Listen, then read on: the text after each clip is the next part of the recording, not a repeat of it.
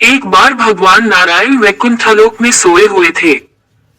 उन्होंने स्वप्न में देखा कि करोड़ों चंद्रमाओं की कांति वाले, त्रिशूल डमरूधारी, स्वर्णाभरण भूषित, सुरेंद्र वंदित, सिद्धि सेवित त्रिलोचन भगवान शिव प्रेम और आनंदातिरेक से उन्मत्त होकर उनके सामने नृत्य कर रहे हैं। उन्हें देखकर भगवान विष्णु हर्ष से गदगद हो उठे और अचानक उठकर बैठ गए। कुछ देर तक ध्यानस्थ बैठे रहे। उन्हें इस प्रकार बैठे देखकर श्री लक्ष्मी जी पूछने लगी, बैककोट भगवान, आपके इस प्रकार अचानक निद्रा से उठकर बैठने का क्या कारण है? भगवान ने कुछ देर तक उनके इस प्रश्न का कोई उत्तर नहीं दिया और आनंद में निमग्न हुए चुपचाप बैठे रहे। कुछ देर बाद हर्षित होते हुए बोले, बैककोट देवी, मैंने अभी स्वप्न में भगवान श्री महेश्वर का दर्शन किया है। उनकी छवि ऐसी अपूर्व आनंदमय एवं मनोहर थी कि देखते ही बनती थी। मालूम होता है शंकर ने मुझे स्मरण किया है। अहो भाग्य, चलो कैलाश में चलकर हम लोग महादेव के दर्शन करें। ऐसा विचार कर दोनों कैलाश की ओर चल दिए। भगवान शिव के दर्शन के लिए कैलाश मार्ग पर आधी दूर गए होंगे कि देखते हैं भगवान शंकर स्वयं गिरिजा के साथ उनकी ओर चले आ रहे हैं। अब भगवान के आनंद का तो ठिकाना ही नहीं रहा।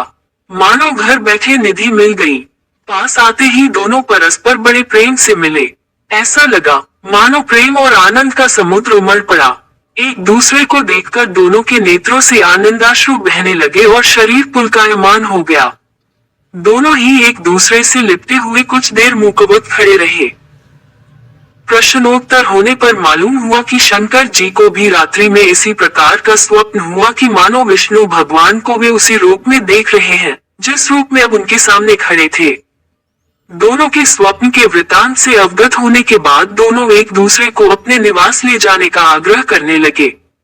नारायण ने कहा कि वैकुंठ चलो और भोलेनाथ कहने लगे कि कैलाश की ओर प्रस्थान किया जाए। दोनों के आग्रह में इतना अलौकिक प्रेम था कि यह निर्णय करना कठिन हो गया कि कहाँ चला जाए। इतने में ही क्या देखते हैं कि वीणा बजाते, हरे गुण गाते नारद जी कहीं से आ निकले। बस फिर क्या था, लगे दोनों उनसे निर्णय कराने की कहाँ चला जाए। बेचारे नारद जी तो स्वयं परेशान थे उस अलौकिक मिलन को देखकर। वे तो स्वयं अपनी सुध बुध भूल गए और लगे मस्त होकर दोनों का गुणगान करने। अब निर्णय कौन करे? अंत में ये तय हुआ कि भगवती उमा जो कह दे वही ठीक है। भगवती उमा पहले तो कुछ देर चुप रही। अंत में वे दोनों की ओर मुख करते हुए बोली, बैककोट हे नाथ, हे नारायण, आप लोगों के निश्चल अनन्य एवं अलौकिक प्रेम को देखकर तो यही समझ में आता है कि आपके निवास अलग अलग नहीं है। जो कैलाश है वही वैकुंठ है और जो वैकुंठ है वही कैलाश है। केवल नाम में ही भेद है। यही नहीं, मुझे तो ऐसा प्रतीत होता है कि आपकी आत्मा भी एक ही है, केवल शरीर देखने में दो हैं। और मुझे तो स्पष्ट लग रहा है कि आपकी भार्याएं भी एक ही हैं। जो मैं हूँ वही लक्ष्मी है और जो लक्ष्मी है वही मैं हूँ। केवल इतना ही नहीं, मेरी तो अब ये दृढ़ धारणा हो गई है कि आप लोगों में से एक के प्रति जो द्वेष करता है वह मानो दूसरे के प्रति ही करता है।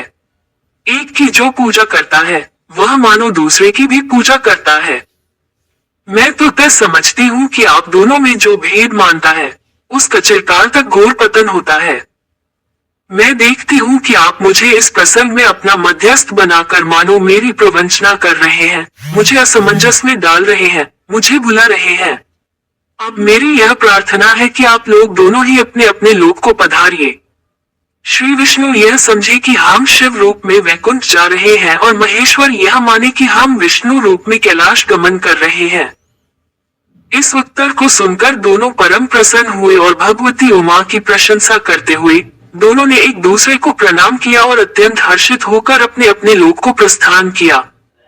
लौटकर जब श्री विष्णु वैकुंठ पहुंचे तो श्री लक्ष्मी जी ने उनसे प्रश्न किया, बैककोट हे प्रभु, आपको सबसे अधिक प्रिय कौन है?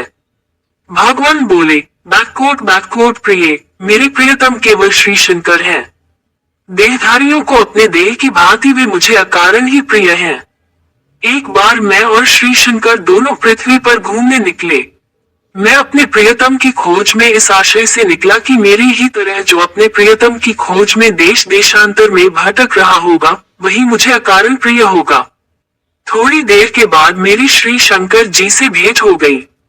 वास्तव में मैं ही जनार्दन हूँ और मैं ही महादेव हूँ।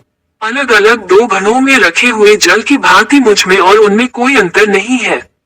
शंकर जी के अतिरिक्त शिव की चर्चा करने वाला शिव भक्त भी मुझे अत्यंत प्रिय है। इसके विपरीत जो शिव की पूजा नहीं करते, वे मुझे कदापि प्रिय नहीं हो सकते। इस तरह जो शिव की पूजा करता है वह वैकुंठवासी विष्णु को भी स्वीकार है, और जो श्री विष्णु की वंदना करता है वह त्रिपुरारी को भी मना लेता है।